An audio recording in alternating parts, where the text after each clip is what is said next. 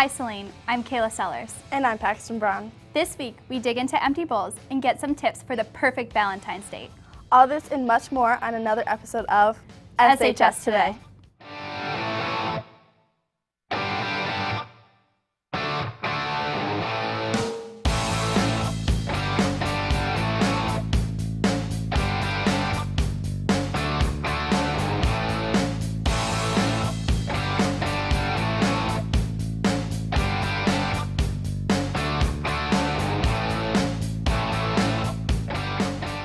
There's a short break this weekend with a half a day on Friday and no school on Monday, but classes will resume next Tuesday, February 18th. Harrison Fisher tells us about the happenings at the 5th annual Saline Empty Bowls charity event. Hello Saline, I'm Harrison Fisher, here to bring you a look at this year's Empty Bowls event. This event features handmade bowls made by the Saline Area Schools Art Department. The food served at the event was created by the SHS Culinary Department. We talked to Ms. Koppelman about the Empty Bowls project. Empty Bowls is an event where people can come and purchase a ticket to have a meal of soup and dessert and bread. The net proceeds go to the food gatherers or a local charity to help those that are less fortunate. Last year's fundraiser raised over $5,000. Every dollar donated can provide 3 meals to people in need. This equates to 15,000 meals for people in Washtenaw County. I see that the kids are excited to give back to the community. They are excited to do something to help out other people. And I tell the students all the time, it's a great line on their resume to say that they've been part of a service learning project. I'm Harrison Fisher. Back to you in the studio. It is truly inspiring to see so many people were willing to contribute to help those in need in our community. Business student Diana Paiku was selected as a national winner from over 1,000 entries for the EverFi Student Blog Contest. She received a $250 reward and the school received a $500 technology grant. In her blog entry, she had to answer 2 important questions. Why is it important to be financially literate? And what is the greatest lesson you learned upon completing one of the EverFi courses? Congratulations, and we wish you the best of luck in your future endeavors. Valentine's Day is fast approaching, and having that perfect date can be difficult. Here's Holly Greca and Mitchell Dana with your dating do's and don'ts. Thanks, Paxton. I'm Holly Greca. And I'm Mitchell Dana here with SHS Today. Valentine's Day is coming up, and for those of you nervous about an upcoming date, we've got your back. Here are some tips for all you ladies and gentlemen out there that will help your next date be a great one. Tip number 1. Guys, go out to a nice dinner. It shows you took the time to find a nice place to eat.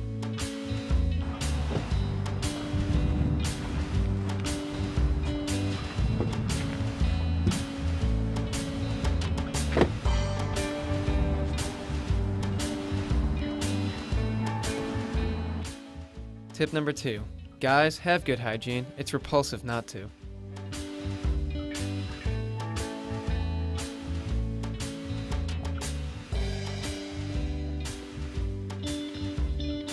Ladies, don't complain too much. It ruins the moment, and he's most likely to tune you out. It was so cold, and then once I got to school, I almost slipped on this patch of ice. None of this would have happened. She's still talking about that ice. Come on, it's winter. There's ice in Michigan. Final tip for all you ladies and gentlemen out there. Don't. Whatever you do, do not check your phone. It's rude and it makes things awkward.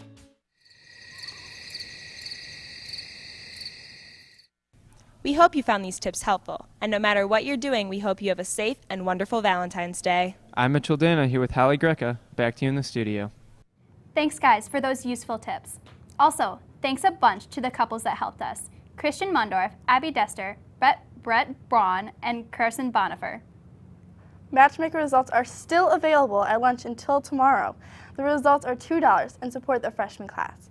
Be sure to get them before it's too late. The Polar Plunge is on the horizon, and here's more information. The Polar Plunge is the biggest fundraiser for Special Olympics. It's worldwide, and basically what we do is we raise money to jump in a freezing cold pool in the middle of winter. People do Polar Plunge for a bunch of different reasons. I think the main reason is just because Special Olympics is such an amazing organization and does such great work that we want to support. Also, those of us who work in connecting, we're very good friends with people with intellectual disabilities, so we know what they go through, and we think that we can be uncomfortable for a couple hours to help them. If you'd like to get involved with the Polar Plunge, you can see Ms. Fair in room C107. Now we head over to Patrick Canavan as he gives us this week's sports update.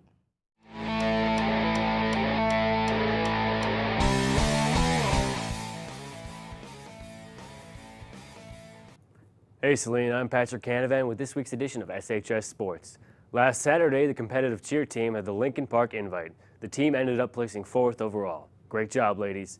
The MHSAA Individual Districts Wrestling Meet also held last Saturday, has 5 Hornets moving on to individual regionals. Those 5 are Kyle Boxeth, Kevin Fuller, Holden Baker, Steven Slattery, and Chris Slattery. They will be competing on February 15th. In other news, last Wednesday, 3 of our Hornets extended their football career by signing with Saginaw Valley and Grand Valley. Here's Winton with more.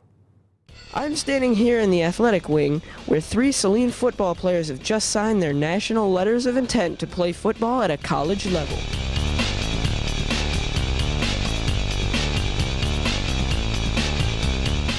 John Smutney was nothing short of fired up about playing football for Grand Valley State.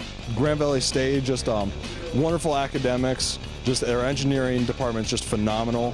Plus their campus is beautiful any time of the year. The staff here at Saline was supportive all the way. Max Recknagel and Nick Sawyer were also very enthusiastic about Saginaw Valley State, while looking sentimentally back on their high school football careers. Thinking about Saginaw Valley, it was going to set me up great for after football, and we have a great opportunity with our couple last recruiting classes to win a GLIAC championship. Saginaw Valley State gave me the best opportunity to do that. The coaching has really helped because, they're really into their players. I really felt good the whole time I was up there. They just really made me feel welcome there, and I loved it. Coach Palka had the last say on how the community is affected by the success of the Saline football program. The first thing is that they're a credit to their parents and themselves. Frankly, they're very talented kids that come from great backgrounds, so they've done a lot themselves to put themselves in good position. And the fact that this many kids are signing letters of intent and signing scholarships to play at the next level, I think can only be a fantastic reflection on our school and our community. What we've tried to do is get them exposure, get them to camps, get them in front of college coaches. We probably will have 60 to 70 college coaches that will come in every spring and every fall to look at our players. So just trying to get them that exposure, I think, is important, and they take over and do the rest from there. Even though their high school career is over, we wish them all the luck as they compete at the college level. Back to you in the studio. The gymnastics team travels to Coldwater High School this Saturday for the Southern Central Gymnastics League Championships. Meet starts at 10 a.m., so be there on time to watch our Hornet girls continue their undefeated season. And tomorrow, the swim team will go away to take on the Skyline Eagles at 6 p.m. Good luck to both teams. Well, that wraps up this week's edition of SHS Sports. And as always, I'm Patrick Canavan. Back to you at the desk. That's all for this week's episode. I'm Kayla Sellers. And I'm Paxton Brown. Tune in next week for another episode featuring an in-depth look at the coffee craze in Saline and a PSA on texting and driving. Make sure you follow us on Twitter at SHS Today. We hope you have a great rest of your week and enjoy the short break. Happy Valentine's Day, Saline.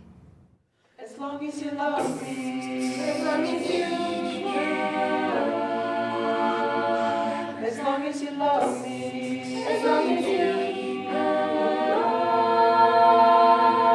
as long as I'm under pressure.